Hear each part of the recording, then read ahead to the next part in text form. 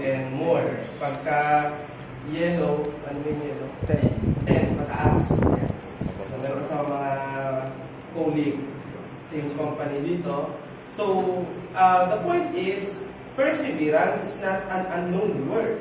At ito ay talagang ginagawa natin on a daily basis. Sa larangan ng pananampalataya, we may be familiar with John Bunyan.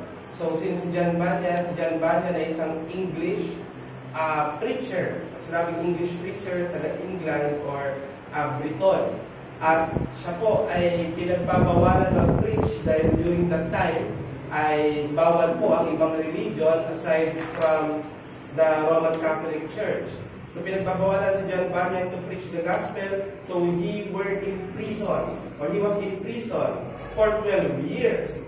At yung kanyang imprisonment, hindi naman kinakailangan ng matinding piyansa, kundi pinapatigil lang siyang mag-preach. So pag tumigil ka mag-preach, palalayain ka namin.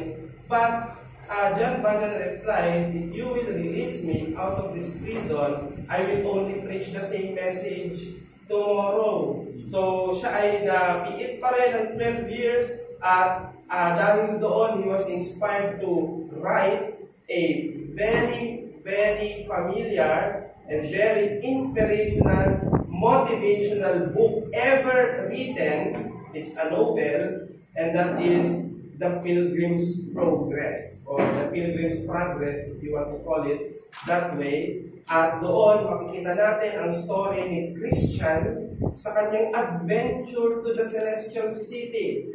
Dumanas siya ng maraming mga obstacles. Dumanas siya ng maraming mga persecution in every side. And yet, he still forwarded and was able to go to the Celestial City. And there was a particular story there nung magkasama sila ni Hopeful.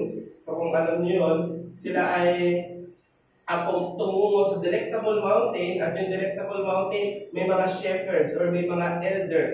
At parang alam niyo yun, pag yung nahihirap sa adventure mo ay sobrang pagod ka na, putikan ka na, sinisipon ka na, merong point of stopover. So nag-stopover siya, pinakain siya ng mga shepherds, at pinakita sa kanya, look, ano yun? Yung brightness of the Celestial City. Look, malapit na. Kikita niya, laki na. Dahil nung nag-start siya ng adventure, gatuldok pa lang ang nakikita niya doon sa pupuntahan niya. Pero nung nag-stop over siya doon sa Delectable Mountain and he met the shepherds, he was able to see, mas malaki na. Siyempre, ibig sabihin, mas malapit na. Konti na lang. Pero ang sabi, huwag ka magpakasiguro. Hindi lang gano'n. Ang sabi ng mga shepherd ay, mayroon ka pang mga dadaanan na mga matitindi at maaaring mas mahirap kaysa sa mga nadaanan mo na. Pero napakaganda ng sinabi ni Christian. Sabi ni Christian, the path is narrow and rough. Sabi niya. But it is the only way to life. I must endure to get there. Yan ang vision ni Christian, and he was able to get to the Celestial City. What is the key? No other than his perseverance. At tinuturo sa atin ng Biblia na mayroong perseverance ang mga mananampalataya. Tinuturo sa atin ng Scripture na ang kaligtasan natin ay secured. Yan yung word, secure. Ibig sabihin, nakatiyak. At ito ay dahil sa preserving grace ng Diyos. You would wonder because there are some Calvinists who would prefer to call it preservation of the saints instead of perseverance of the saints. But there is a balance when you say it is perseverance of the saints, kasi sometimes when you just say preservation of the saints, it seems like wala nang responsibility ang isang Kristiyano. While sa perseverance, na-encourage, nauutusan, o nawawarningan ng Kristiyano. Teka, preservation pa ba ang nagaganap sa'yo? Or toleration? Dahil may pag-tolerate din ng Diyos, at kapag ginagawa niya, ibig sabihin, you are reprobate. Di ba yan ang sabi? If ye are not God's child, and if you did not endure God's chastening, sabi ng Hebrews chapter 12, then ye are bastards and not sons. Yan ang sabi ng King James, ng Old Text. So bakit secure ang kaligtasan ng isang Kristiyano? Dahil siya ay pinipreserve ng grasya ng ating Diyos. At ang preservation ito ay napapatunayan dahil nakikita sa isang mananampalataya, siya ay nagpe-persevere. Doon si persevere, nag-endure, na hindi siya nagigiba, nananatili. Pag sinabi namang perseverance, hindi perfectly kung ano ka noon, yun ka pa rin. May mga pagkakataon ng isang building gaya ng Intramuros. Ngayon, siyempre, inayos na yan. Pero dumaan yan sa maraming gera. Maraming bricks niyan ang bumagsak. Pero the whole structure was not struck down. And that is how we exemplify the word perseverance. And as applied in salvation, we may want to look with what Paul has said in Philippians chapter 2, verse 12 to 13. Let's open it up. Philippians chapter 2, verses 12 to 13. Ang aking pong Biblia ang gagamitin ay English Standard Version. So Philippians chapter 2, verses 12 to 13. Therefore, my beloved, as you have always obeyed, yung parang word na always is an indication of perseverance. Therefore, my beloved, as you have always obeyed, so now, not only as in my presence, but much more in my absence, work out your own salvation with fear and trembling. At ang napakaganda sa verse 13, it says, for it is God who works in you, both to will and to work for His good pleasure. Alam natin ito sa King James, for it is God which worketh in you, both to will and to do of His good pleasure. So, meron dyan indicatores or indication na tayo ay inaatasan na hindi lamang laging sumunod, kundi lalong higit, hindi kapag may nakakakita, sa context nito si Apostle Paul, sabi niya, lalong higit kapag siya ay wala na magsumigasig na gawin or gawain ang sariling kaligtasan ng may takot at panginginig. Pag tinapos mo yun doon, ang dating, ikaw ang gagawa ng kaligtasan mo, di ba? Parang ang perseverance galing sa iyong sariling power. Pero napakaganda ng pagkakasunod. Verse 13. Bakit may utos na magsumikap? Kasi may kumikilos sa'yo na nagbibigay ng kakayanan na magawa mo yon. For it is God who works in you. Therefore, in verse 12, what out? Kasi may gumagawa sa'yo, so meron kang kayang gawin. So in short, we persevere because God preserves. That is why there is another group of Calvinists who would prefer to call it perseverance and preservation of the saints. And for me, that's quite a good look para mas kompleto. Pero dahil loyalista sa canons of God ang marami at ayaw na nating guluhin ang ating isipan, nakikiano na tayo sa perseverance of the saints. But we know what it means, do we? Tira natin ang sinasabi ng confession dito at kumuha lang po ako ng isang paragraph dyan. So, ang ating pong buksan ay ang London Confession or 1689 Baptist Confession of Faith. At buksan po natin ito sa chapter 17. Narito na po tayo sa chapter 17. At babasahin lang po natin ang section paragraph 1. Sabi, those whom God hath accepted in the beloved, effectually called and sanctified by His Spirit, and given the precious faith of His elect unto, can neither totally nor finally fall from the state of grace, but shall certainly persevere therein to the end, and be eternally saved, seeing the gifts and callings of God are without repentance, whence He still begets and nourisheth in them faith, repentance, love, joy, hope, and all the graces of the Spirit unto immortality. And though many storms and floods arise and beat against them, yet they shall never be able to take them off that foundation, wala na dyan, no? And rock with which by faith they are fastened upon, notwithstanding through unbelief and the temptations of Satan, the sensible sight of the light and love of God, and may be for a time be clouded and obscured from them.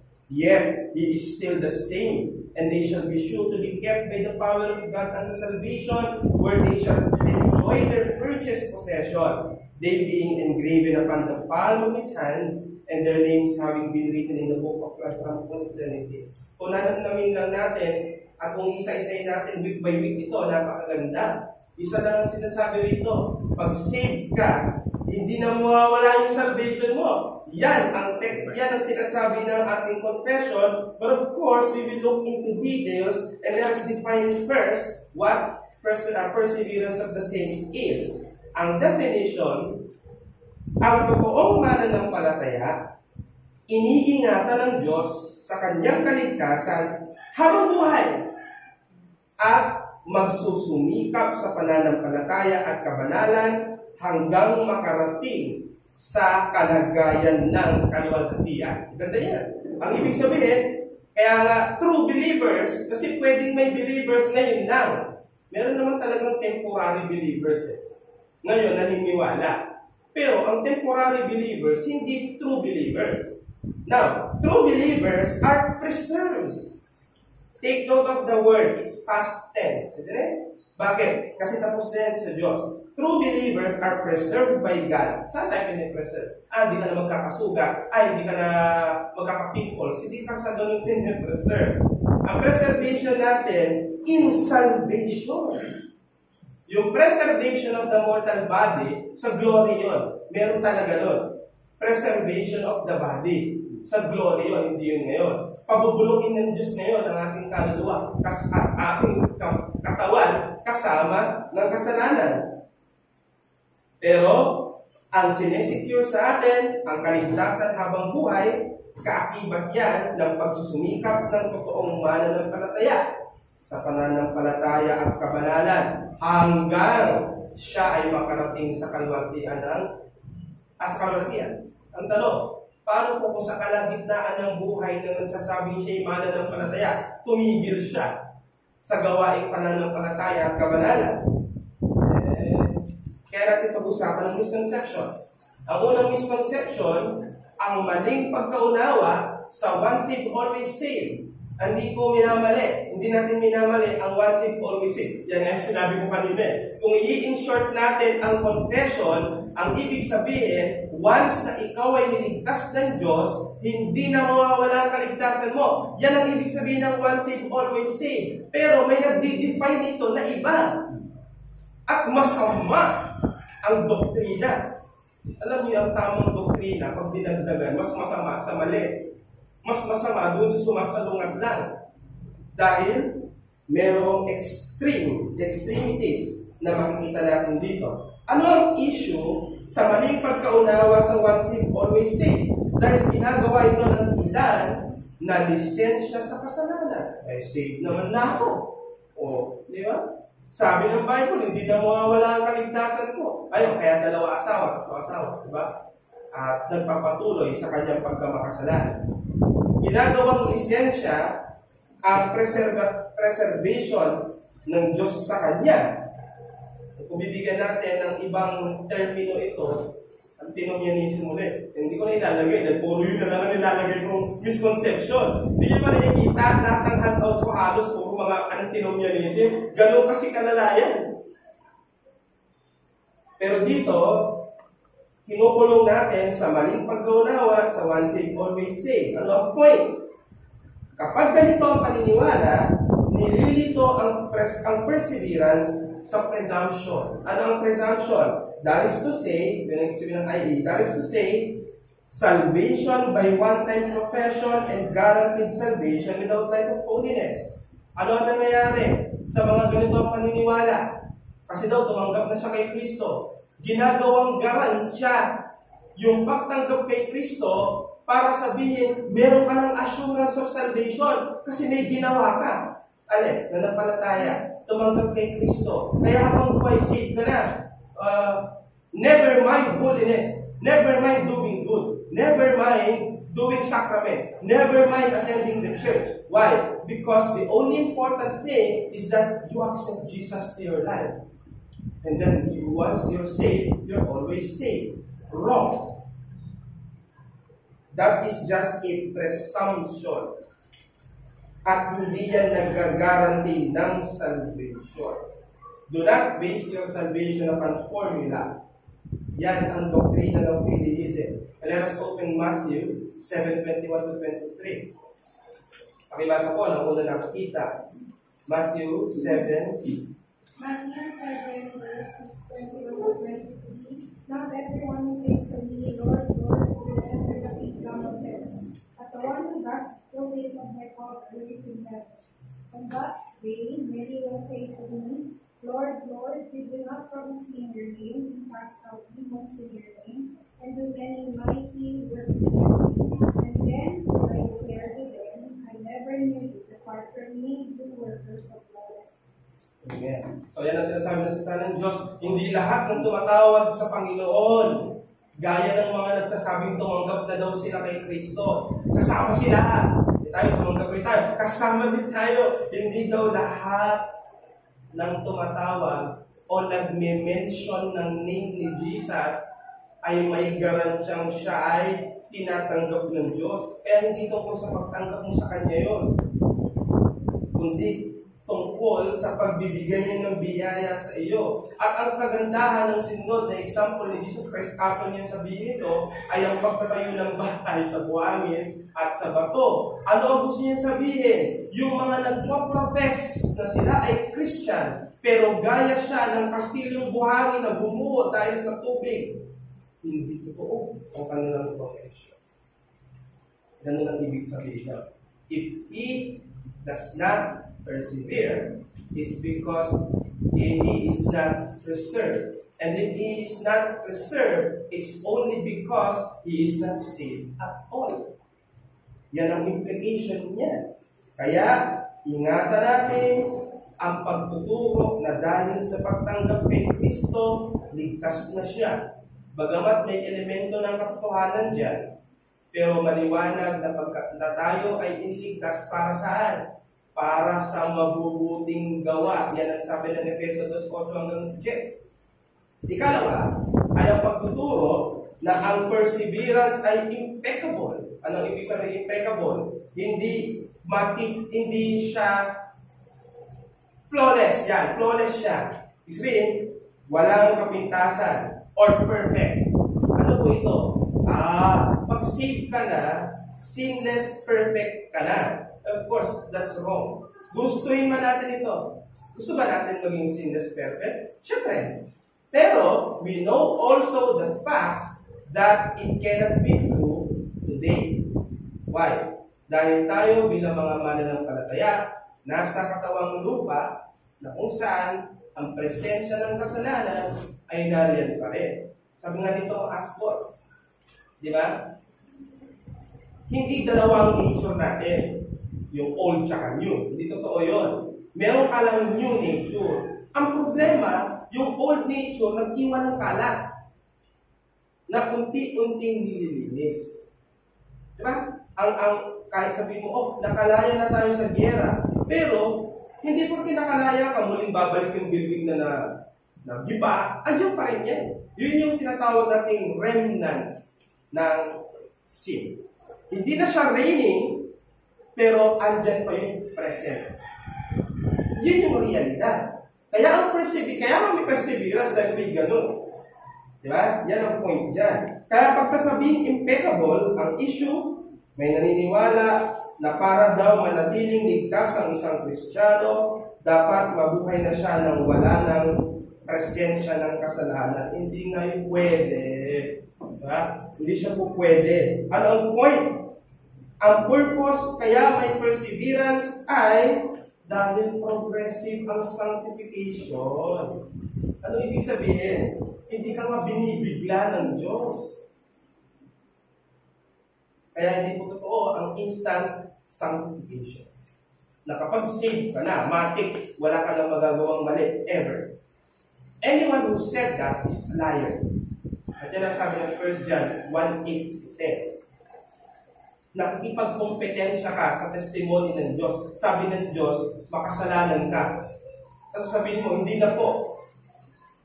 Hindi mo na kailangan makipagdebate sa kung sino magaling na preacher. Bakit? Kinakalaban mo statement mismo ng Diyos eh. Ano ba bang hermeneutic ang gagawin natin ito? Ianlinaw.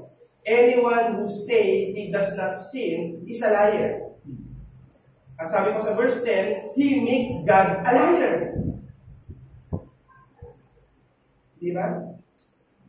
Kaya po may perseverance dahil may progressive sanctification. Ang mga mananampalataya na nagpe-persevere sa kanilang pananampalataya ay araw-araw may continuous battle with sin. That's every day.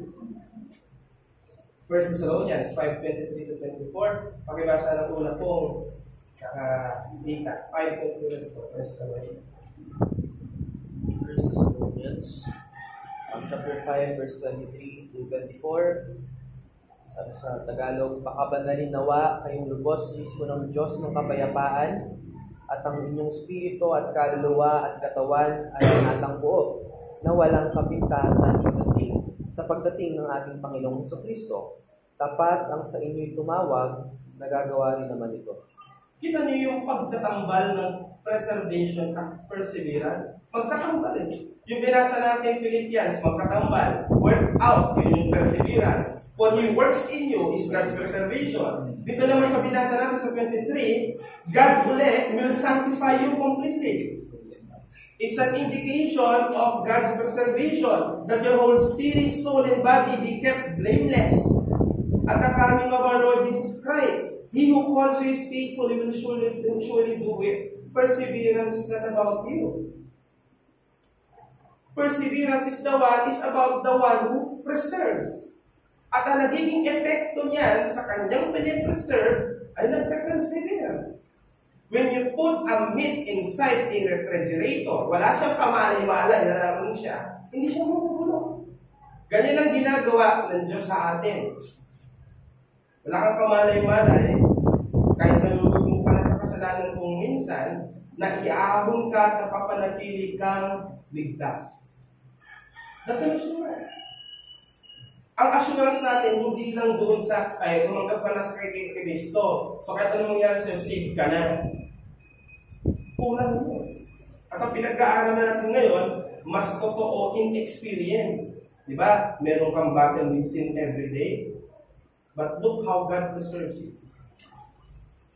Look how God made you overcome all those things. Binibigyan ka niya ng way of escape. 1 Corinthians 10:30. Para hindi ka ma-fall into grievous sin. Ano ibig sabihin ng mga yun? Hindi dahil sa ability mo. It's because of God's preservation that you were able to persevere. Kaya ano ang tamang presentation of perseverance of the saints? Nagpe-persevere ang tao na niligtas ng Diyos dahil sa preserving grace ng Diyos at nagmamanifest yan sa Kristiyano dahil siya ay namumuhay sa kabanalan. Ganyan kahalaga ang holiness. Kaya, what is the key element na kailangan natin makita sa tao para masabing siya ay persevering? Napakasimple lang. You live a life of holiness. Lagay mo na, number 1, ano ba yung mga buhay na yun? Isa-isahin mo na. Pinapakain tayo ng tips lagi, every preaching, on how to live our life holy. Tanong, tinatago mo na ba sa notebook mo yan pagkatapos ng Sunday? And then you will live your life as if you are the one who drives your life from Monday to Saturday. I hope, hindi ganon. Perseverance is a work of God's grace. Yan ang tamang turo. Tandaan natin, perseverance is possible because of God's preservation. Ine-ensure ng ating Diyos na yung kanyang niligtas ay magpapatuloy sa pananampalataya at kabanalan. Ano ang sinasabi ng Philippians 1:6? Pakibasa ng unang nakita.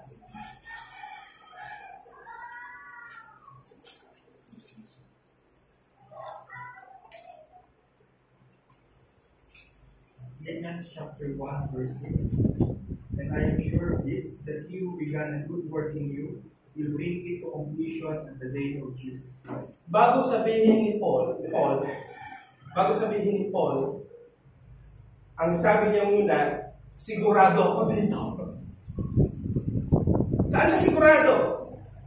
Na siya na nagpasimula ng magandang gawa sa iyo, walang ba, kundi ang Panginoong Hesus, ay tatapusin at kukumpletuhin niya ito hanggang sa araw ng Panginoong Jesucristo. Eschatological ng the day of Jesus Christ. Alam natin yung second coming. So sa second coming, mananatili siyang faithful. Saan po? Sa pag-preserve. Di ba? Ang ganda, kapag hindi salvation by works ang doktrina, buti na lang, yun talagang tama. At ang salvation by works ay mali. Dahil wala talaga siya sa Bible. Mukhang nasa Bible, pero kasi ang pagbasa ng verse, putol-putol. Hindi kagaya nito. Na pagkatapos sabihin yung gagawin ng tao, sabay sinasabi dahil sa Diyos yun. Iyan nga ang presentation natin ng salvation by grace through faith. At isa pa sa pinakamagandang verse ay John 10:28-29. Pakibasa? Sa una nakakita. John chapter 10, verse number 28-29. I give them eternal life, and they will never perish, and no one will snatch them out of my hand. My Father, who has given them to me, is greater than all, and no one is able to snatch them out of my Father's hand. Isipin natin ang transaction ni Jesus at ng kanyang Father. Gumagawa sila ng security ng mga tao nila na walang kamalay-malay yung kanilang mga pinili. Kaya sabi, kahit tayo ay mahulog sa kasalanan, nandun ka pa rin sa loob ng palad ng Diyos. Hindi ka makakawala. Mag-ikot ka dyan, magligalig ka dyan, pwede kang higpitan, pagdidisiplina, pwede kang paluwagin kapag ikaw ay mabait, pero lahat yun, just one point. You are under God's care. And no one is able to pluck you out from that hand of God. Pero aside from that, ang perseverance ay hindi naman natin dinideny na responsibilidad ng tao. Alam nyo, kaya ako nagsisikap, hindi na ako ang Diyos kasi ito Hindi, meron ka pa rin. Ikaw pa rin yun. It's still your will who act. Pero, bagamat ang perseverance ay assured, pero ang believer ay inuutusan. Work out your own salvation if you're trembling. Kung ito ay purely sa Diyos, dapat hindi niya sinabi ito. Just chill, brethren, because God will work out your salvation with fear and trembling. Hindi, utos tao. Work out your own salvation. Paano po? Totally depraved nga ako. Ang sabi sa 13, it is God now who works in you. Kaya sabi ng isang Filipino theologian, hindi ka na totally depraved. Baka nakasinsin ka pa rin doon. Ano, depraved ako? Depende kung paano mo titignan ng total depravity. Pag sinabi mo, lahat pa rin ng parts ng katawan mo is able to sin. That's total talaga. Pero pag sinabi mo na wala na akong magagawang mabuti kahit ako'y saved, hindi. So sa ganung point, partially depraved. Sa ganung anggulo ng pagtingin, hindi ka na totally depraved. Partial na lang. Bakit? Kasi kaya mo lang gumawa ng bagay na pleasing sa Diyos because it is God who works in you. Philippians 2:13. Di ba? Kaya, evidence of perseverance, ano ang patunay na mayroong katotoong perseverance? Ongoing ang repentance, nag-grow ka in holiness, at ikaw ay nag-persevere sa pananampalataya. And last point that I would want you to appreciate because this is very true. Some may have experienced this already and some are not yet, but this is the truth of the matter. Believers may fall to sin, but will not fall away from grace. In short, believers may backslide. Ganda nito. Pwedeng ang Kristiyano umayaw. Pero sa kanyang pag-ayaw, makakabalik siya. Kapag nangyari yun, backsliding lang yun. Pag hindi nakabalik, di ba? Reprobate. Di ba? Ano sabi ng Titus 1:16? Sabi po natin ang Titus 1:16. Pakibasa?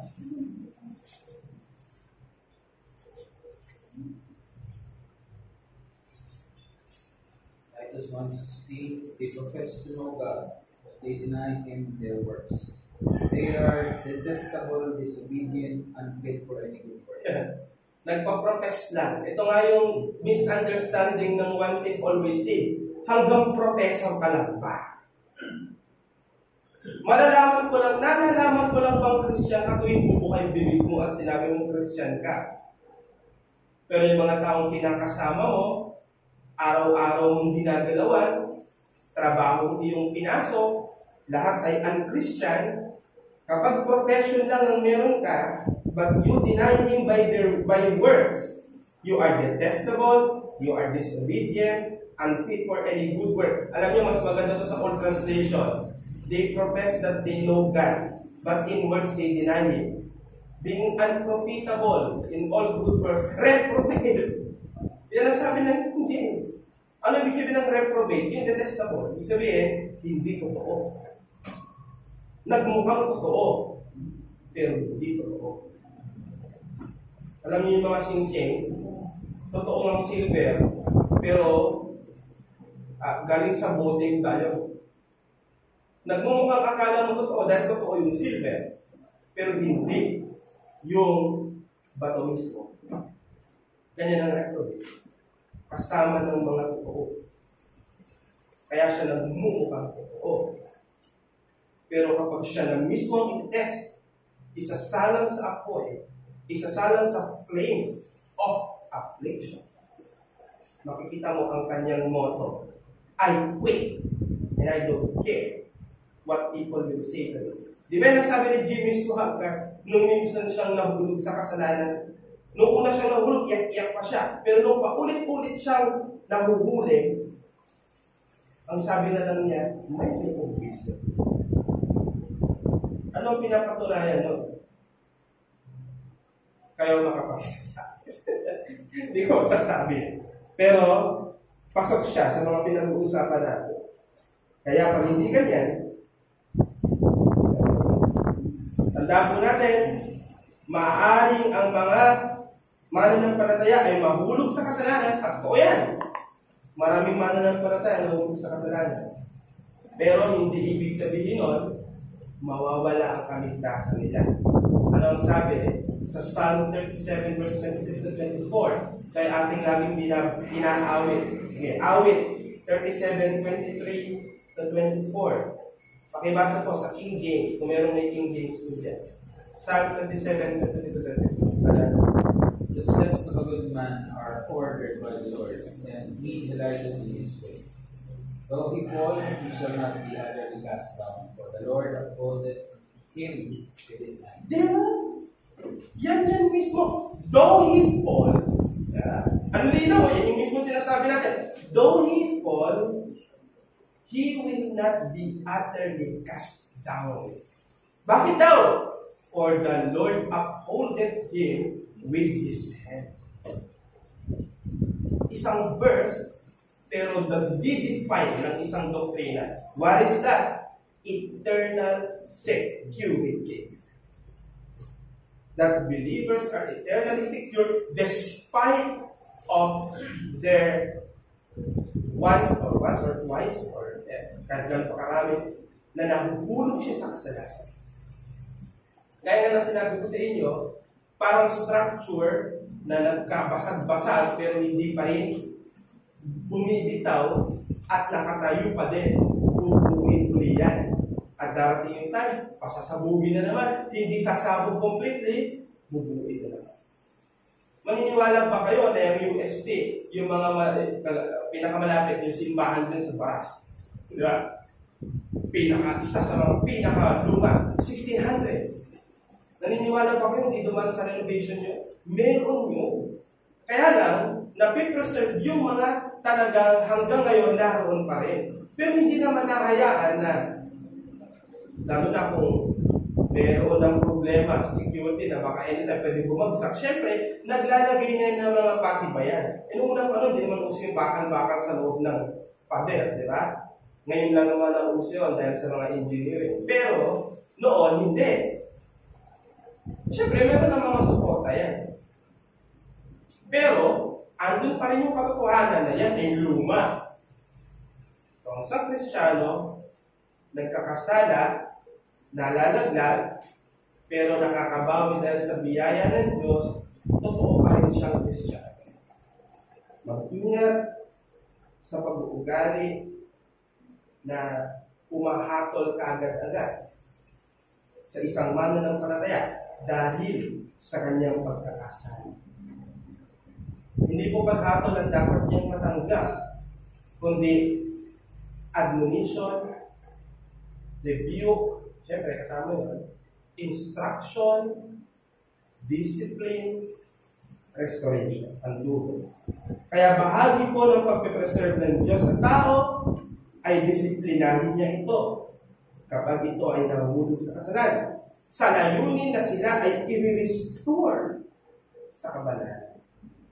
Ano sabi sa Hebrews 12:6?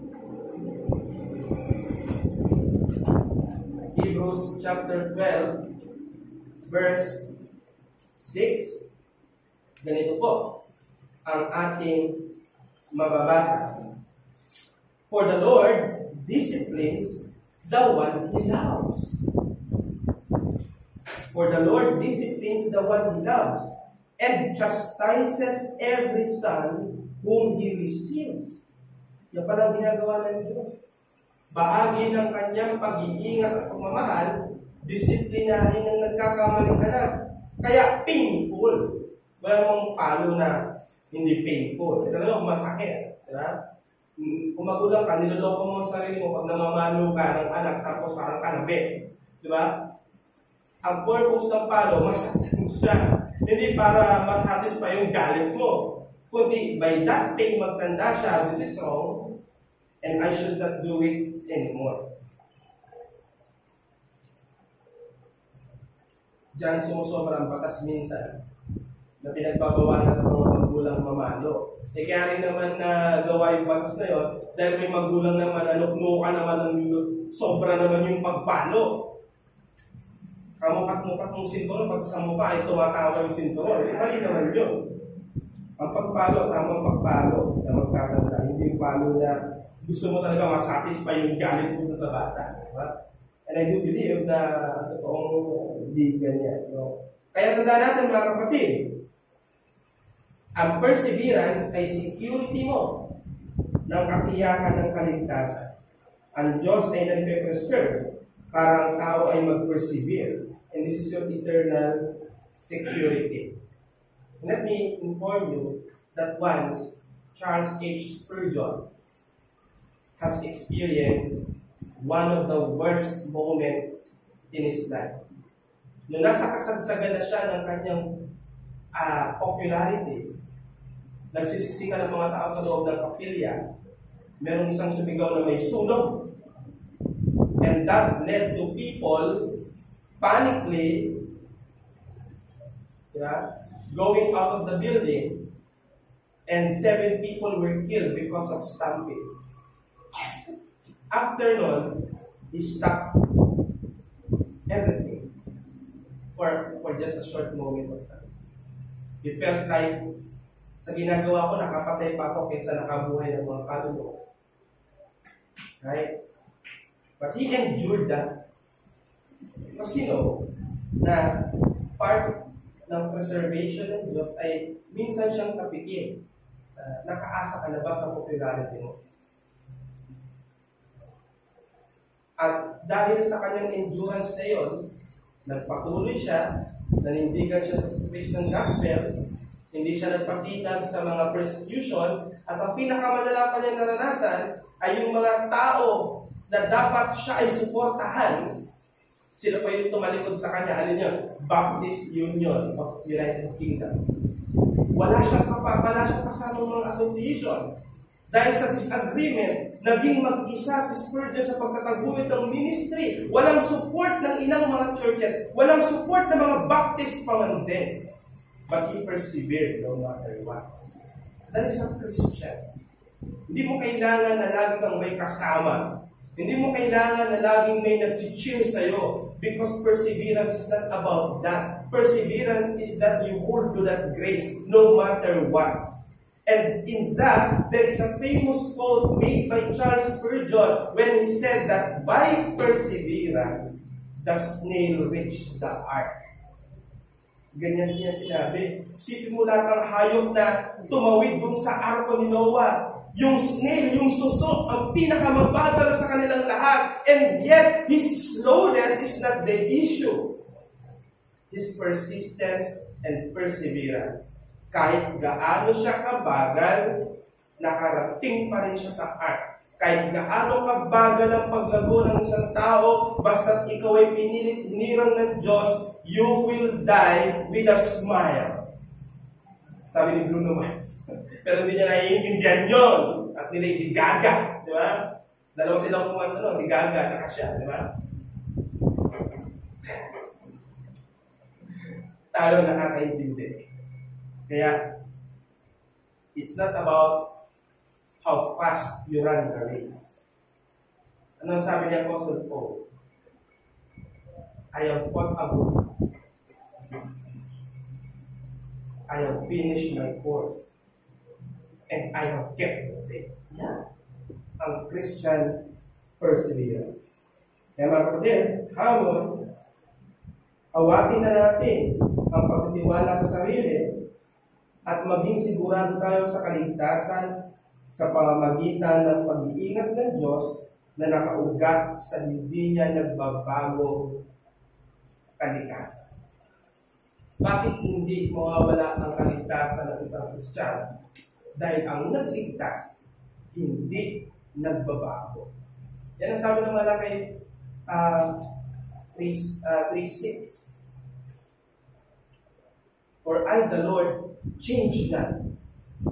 Therefore, ye sons of Jacob are not consumed. Next week, we will be discussing of assurance of the gospel. Chapter 18.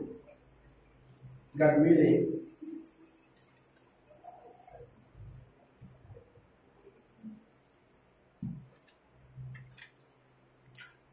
Yun, of the assurance of grace and salvation.